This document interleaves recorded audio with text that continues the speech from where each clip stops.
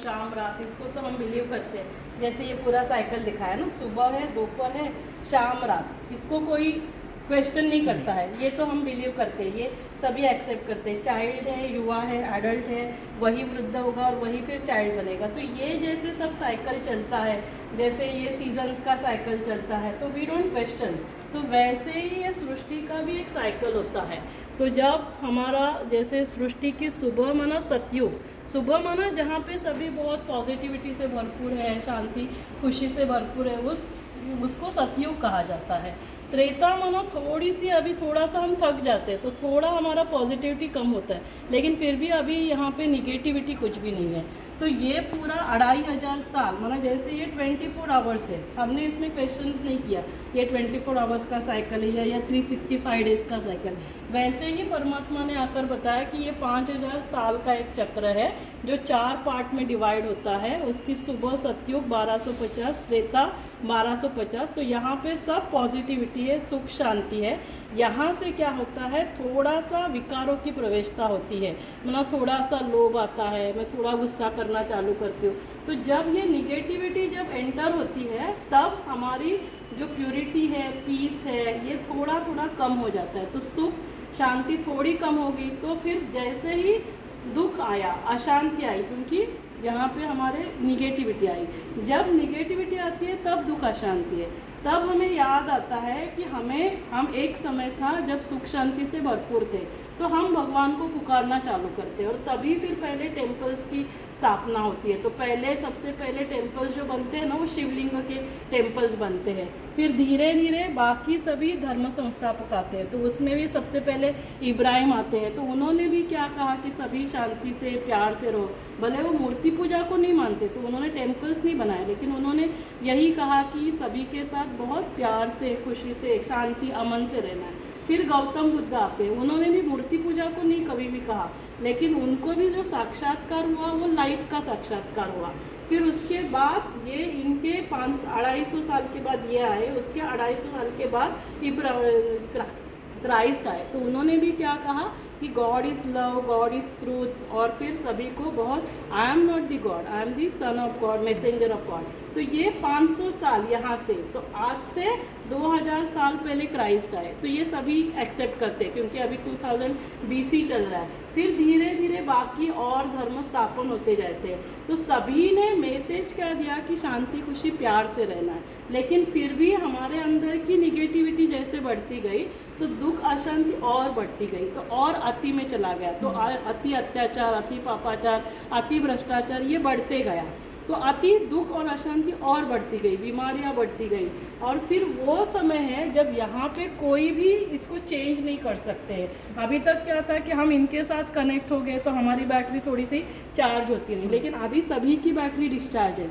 तब law of entropy act करता है, तो एक्सटर्नल सोर्स को इंटरवीन करना पड़ता है, क्योंकि अभी यहाँ पे ऐसा कोई भी सोर्स नहीं जो हमें चार्ज कर सकता है। तो इसीलिए स्वयं भगवान ने जैसे गीता में कहा है, यदा यदा ही धर्मस्य ग्लानिर्भवति भारत, जब जब इस धरा पर अधर्म की आती होगी, धर्म की आती ग्लानि होगी। तो कौन से अधर्म की बात भगवान करते हैं? हिंदू मुस्लिम की नहीं बात कर रहे, वो शरीर का धर्म देखते ही नहीं, क्योंकि वो खुद निराकार है। तो वो जो निराकार आत्मा का जो धर्म है, शांति खुशी, ये जब उसकी ग्लानि होती है और अधर्म बढ़ता है, माना अति अशांति, अति दुख बढ़ता है, अति अपवित्रता, तब परमात्मा स्वयं इस धरा पर आते हैं। लेकिन वो निराकार है, वो ज्योति स्वरूप है, वो प्रकाश है, तो वो कैसे बात करेंगे? तो उनको एक माध्यम लेना पड़ता है। वो इंस्ट्रूमेंट का वो नाम रखते हैं, दादा लेखराज का नाम ब्रह्मा रखा जाता है। ब्रह्मा के द्वारा फिर ये नॉलेज देकर हमारे अंदर वो ट्रांसफॉर्मेशन लेकर आते हैं। तो ये ऐसा सृष्टि चक्र चलता है। तो कैसे ये सीढ़ी हम नीचे उतरते हैं, तो जैसे सतयुग से हमारे फिर वहाँ पे 8 जन्म होते हैं, फिर त्रेता तक आते हैं, तो बैटरी और डिस्चार्ज हो गई, तो शरीर को कितना चलाएगी? यहाँ पे 150 साल चलाता है, यहाँ पे वो आत्मा कितना शरीर को चलाएगी? 120। तो हमारे 12 जन्म होते हैं। फिर धीरे धीरे हम आते हैं द्वापर युग में, जहाँ पे हमारे 21 जन्म होते हैं। फिर और नीचे उतरते हैं तो हमारे कलयुग में 42 बर्थ्स होते हैं। और सबसे इम्पॉर्टेंट जो बर्थ है, क्योंकि ऐसे 84 बर्थ्स है, ये हो गए 8 + 12 20 + 21 40 1 एंड प्लस 42 83। तो एक जो बर्थ है that is very very important, जहाँ पे परमात्मा स्वयं हमें इसी बर्थ में हमारा रीबर्थ होता है। हमारे 2 बर्थ है, एक कलयुग का बर्थ था जो आयरन एजेड थे हम, लेकिन इसी में हमें परमात्मा पत्थर से पारस बुद्धि बनाता है, हमारे इंटेलेक्ट को वो चेंज कर देता है। सबसे पहले वो हमें गिफ्ट उसी की देता है, हमारी जो इंटेलेक्ट है बुद्धि को वो पारस बुद्धि बनाता है, और उस बुद्धि से हाँ हम पहचान लेते हैं, हमें याद आता है कि मैं ही था सतयुग में, त्रेता द्वापर कलयुग, और फिर से मुझे ही वापस वहाँ जाकर राज्य करना है।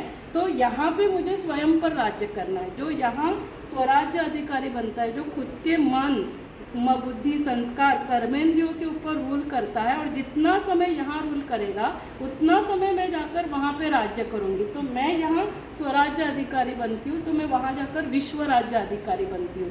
तो परमात्मा आकर हमें ये ज्ञान देते हैं कि बच्चे तुम्हें अभी क्या करना है क्या नहीं करना है। तो समय का ज्ञान देते हैं, मैं कौन हूँ उसका ज्ञान देते हैं कि मैं शरीर नहीं आत्मा हूँ, इस शरीर को चलाने वाली शक्ति हूँ। परमात्मा खुद का ज्ञान देते हैं, इसीलिए उसको खुदा कहा जाता है। मैं खुद आकर मेरे बारे में बताता हूँ। वो समय का ज्ञान देते हैं, अभी समय कौन सा चल रहा है, आने वाला समय कौन सा है, और अभी आपको क्या करना है इस समय में। कर्मों की गुह्य गति का ज्ञान देते हैं कि अभी कर्म जो है वो हमारे भाग्य लिखने की कलम है। तो जो हम भाग्य बनाना चाहते हैं, श्रेष्ठ भाग्य, उसके लिए हमें श्रेष्ठ कर्म करने होंगे, और कर्म के पहले उसका बीज है हमारा थॉट। तो उसके लिए हमारा थॉट एक बहुत पावरफुल पॉजिटिव थॉट होना चाहिए। तो जैसे हमारे संकल्प होंगे वैसे ही फिर हमारे कर्म होंगे। तो संकल्पों को परिवर्तन करते हैं परमात्मा आकर, हमारे संकल्प हमारे बीज को वो चेंज कर देते हैं, तो हमें वो ऐसे पारस बुद्धि बनाते हैं। तो ये ऐसा पूरा चक्र चलता है, सीढ़ी हम नीचे उतरते हैं, और परमात्मा कहते हैं इसमें किसी का दोष नहीं, क्योंकि ये नाटक ही ऐसे है, सभी निगेटिव बनने ही वाले हैं। तो इसलिए हमें किसी को दोष नहीं देना है कि ये निगेटिव दुनिया क्यों है, ये सब इतना निगेटिव क्यों कर रहे हैं, ये अत्याचार इतना क्यों बढ़ रहा है, भ्रष्टाचार, क्योंकि ये जब कोई भी चीज़ अति में जाती है तभी उसका अंत होता है। तो इसीलिए हम कहते हैं ये जो बढ़ रहा है उसमें भी अच्छाई है। तो आप कहेंगे इसमें क्या अच्छाई है, अति अत्याचार हो रहा है उसमें अच्छाई है, लेकिन क्योंकि जब वो पाप का घड़ा भरेगा तभी वो फूटेगा, जब उसकी बहुत अति होगी तब अंत होगा, तभी आदि शुरुआत होगी, तभी वो अच्छाई शुरू होगी। तो बुराई को और बढ़ना ही है, तो बुराई बढ़ने में भी अच्छाई है। इसीलिए गीता में जो कहा है कि जो हुआ वो भी अच्छा, जो हो रहा है बहुत अच्छा, आगे जो होगा वो बहुत अच्छा। तो जो हो रहा है कोई निगेटिव कर रहा है वो भी अच्छा है, क्योंकि जब निगेटिव 100% होगा तभी वो कोलैप्स होगा और फिर पॉजिटिविटी की शुरुआत होगी। सही कहा। ये ऐसे फिर यहाँ पे सोल का ये उसी को एक प्री के इसमें दिखाया है कि कैसे ये, जैसे मैंने अभी कहा ना कि कैसे हम लोग ही सतयुग त्रेता में सिर्फ देवी देवताएं रहते हैं, और ये किसी को पता ही नहीं है, सभी तक हमारा ये यहाँ से ही है कि कैसे इब्राहिम आए, गौतम बुद्ध आए, क्राइस्ट आए, बाकी सभी आते जाते हैं, और फिर ये दुनिया का मेजर ट्रांसफॉर्मेशन कैसे होता है ना, वो भी परमात्मा ने बताया। 3 रीति से होता है। आपके एटॉमिक, जैसे ये पूरा एटॉमिक वॉर होगा, फिर ये जैसे गृह युद्ध होगा, और फिर कैलामिटीज़ होंगे, ये सब नेचुरल कैलामिटीज़ होंगे, इस द्वारा ये 3 से ये मेजर ट्रांसफॉर्मेशन होगा इस दुनिया का।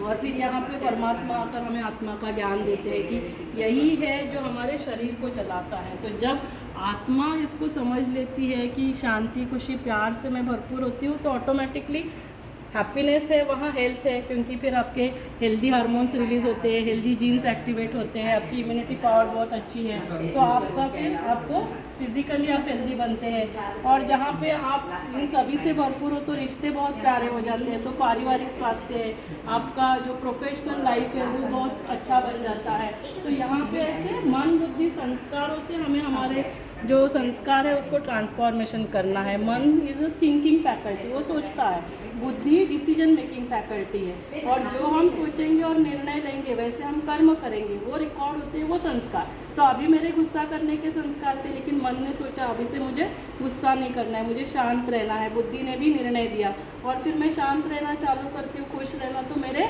वैसे संस्कार बनते हैं, क्योंकि हमारे ब्रेन में वो न्यूरोप्लास्टिसिटी है। आपका क्या है कि न्यूरोप्लास्टिसिटी से वैसे आपके ब्रेन कनेक्शन डेवलप हो जाते हैं। तो ऐसे फिर हमें ये आत्मा का ज्ञान परमात्मा देते हैं, परमात्मा का ज्ञान हमें खुद का ज्ञान देते हैं कि हम भगवान किसे कहे, है ना। क्योंकि आज दिन तक हमें लगता है कि शंकर जी भी भगवान है, राम भी भगवान है, कृष्ण भी भगवान है। तो क्या ये सभी भगवान हैं या गौतम बुद्ध, किसको हम भगवान कहें? तो यदि आप देखेंगे तो आपने कभी भी यही सुना ना कि सत्यम रामम सुंदरम, कभी सुना नहीं। सत्यम कृष्णम सुंदरम, सत्यम शंकर सुंदरम, कभी नहीं सुना। आपने क्या सुना?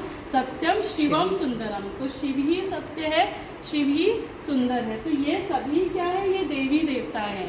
यहाँ तक कि अभी हमेशा हम लोग शंकर जी के लिए क्या कहते हैं? वो ध्यानस्थ दिखाते हैं, ओम नमः शिवाय, ओम नमः शिवाय। वो कभी नहीं कहते ना ओम शंकराय नमः। हम हमेशा महाशिवरात्रि कहते हैं, महाशंकर रात्रि कभी नहीं कहते। ब्रह्मा देवताय नमः, विष्णु देवताय नमः, शंकर देवताय नमः और शिव परमात्माय नमः। तो ये सभी ने उंगली जो है उस निराकार की तरफ की। तो ये सभी बात, तो भगवान हम किसे कह सकते हैं? जो निराकार है।